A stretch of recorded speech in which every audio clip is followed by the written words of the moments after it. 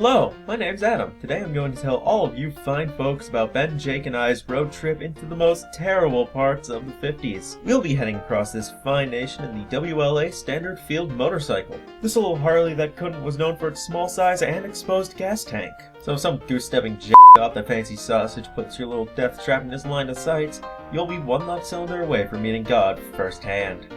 But before we go, we gotta get some food. We'll go to none other than Old McDonald's. Because nothing says America like 50% corn mush and 50% whatever else they put in those things they call burgers. Anyone, really. It doesn't matter. They're all the same. And the food wasn't any better 60 years ago either. And now, with an innocent member of God's kingdom in our stomach, we head to Cleveland, Ohio via Interstate 81 to progress afield. Or we would if this trip was taken a day, but it wasn't.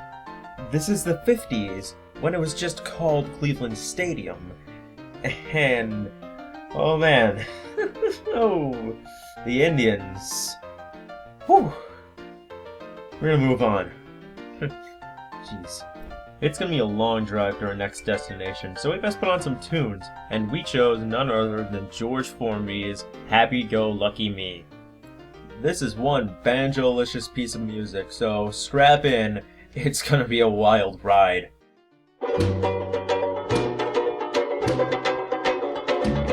I can laugh when things ain't funny. Happy-go-lucky me. Yes, I can smile when I ain't got no money. Happy-go-lucky me. It may sound silly, but I don't care. I've got the moonlight, I've got the sun, I've got the stars above. Me and my sweetie, well, we both share. Slappy-go-happy, happy-go-lucky love. Well, life is sweet, yes, sweet as honey. Happy-go-lucky me.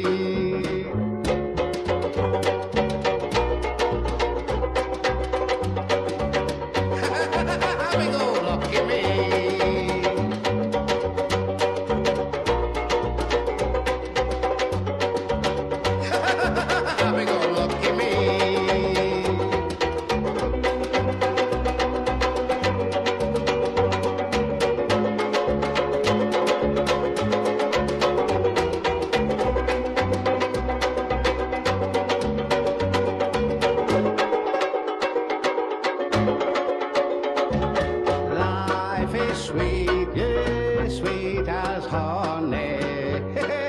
Happy-go-lucky me.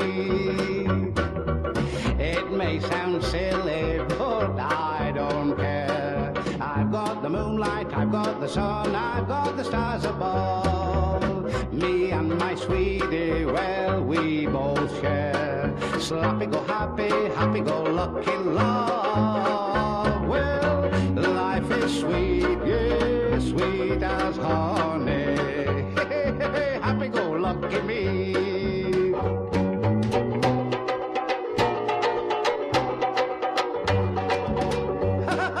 Happy-go-lucky me. Yeah, how was that? That was pretty spooky. But we've been on Interstate 90 for a while, and we've landed in Badlands National Park in South Dakota. Known for its... wow. This place is, something else. God, this is boring. Can we leave yet? Let us now diverge from Interstate 90 for a bit to the Custer Battlefield National Monument. And if you don't know about the Battle of Little Bighorn, allow me to fill you in. Imagine any old historical battle, and then there's a bit of a mishap, and a lot of Americans die. We still win, and then Bioshock Infinite happens. We now hit the precipice of our journey in Washington State, where after another ride down Interstate 90, we land at the Tacoma Narrows Bridge, which was rebuilt in the 50s after the original bridge was shaken apart by the wind, like Miley Cyrus's Wrecking Ball video shook apart conservative media. Luckily, this new bridge won't collapse. It'll become obsolete way before that. But after that long ride, I'm pretty sure you'd want something else to eat. Luckily, I have just the thing. A simple apple. A radioactive apple! In the 50s, radiation was the biggest craze. Here are some examples.